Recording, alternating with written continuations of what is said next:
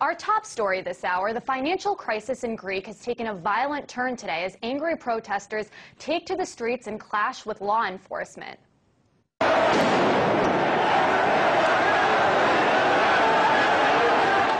Greek police were forced to use tear gas grenades to disperse an angry mob of rioters in Athens. Protesters even set a bank building on fire, killing 3 people inside.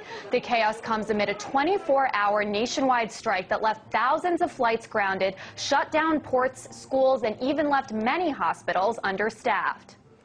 Could those powerful images unfolding in Greece ever become a reality here in the United States? Here to talk to me about that very topic is Gerald Celente, director of the Trends Research Institute. Mr. Celente, you've said frequently that the United States is heading towards a financial crisis. Do you think what's happening in Greece right now is what's going to happen here in this country too?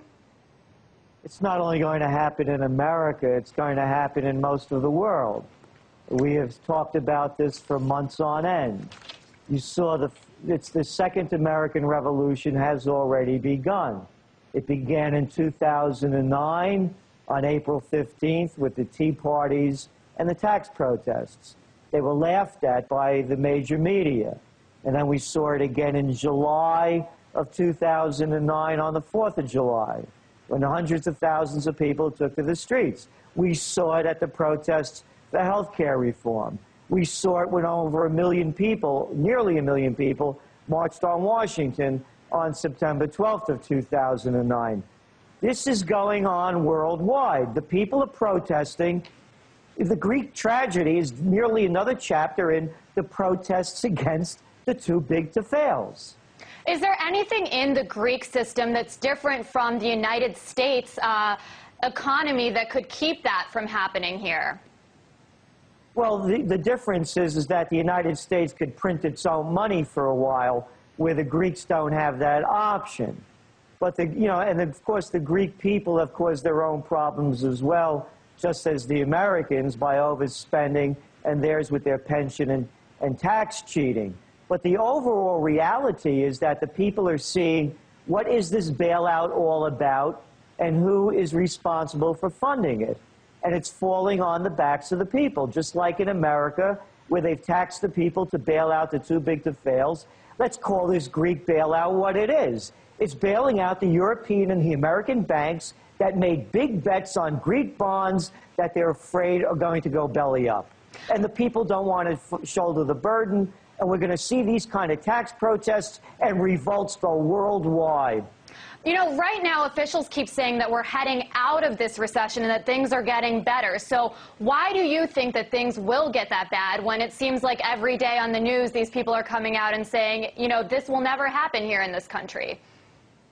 It's a temporary bailout, as we said. The United States in 2009 and early 2010 has spent, lent, and guaranteed over $11 trillion.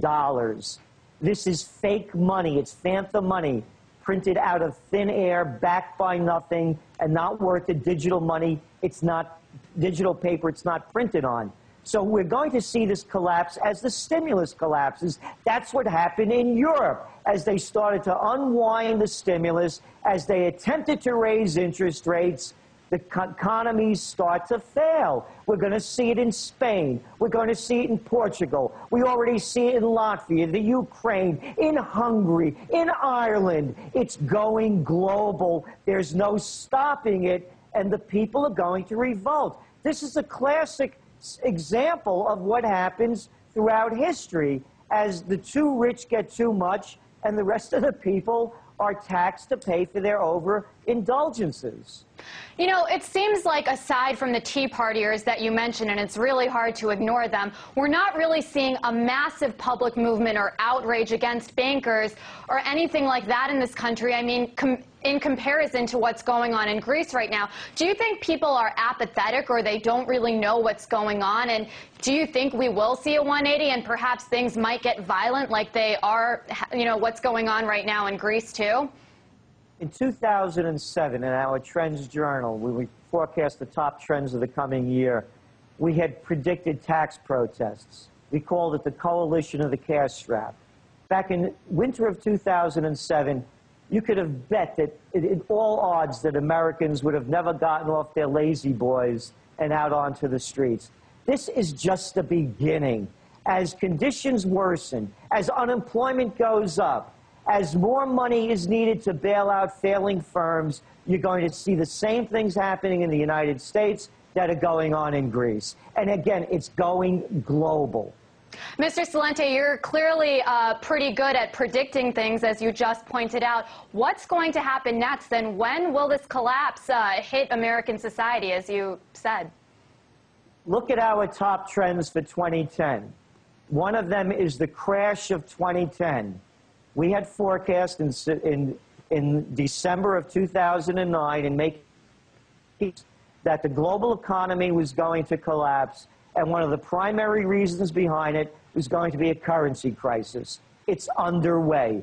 They can't stop it from happening. What is the, by the way, what's going on in Greece with the IMF and the Economic Monetary Union bailout, it's against the Maastricht Agreement. They're not supposed to be doing this. This is only a temporary fix. It's not going to work. So as this fails, we're going to see another crisis pile up upon it. And we're saying before the new year of 2011 begins, everyone will know that the crash of 2010 has occurred. Well, Mr. Celente, Director of the Trends Research Institute, we appreciate your analysis, as always.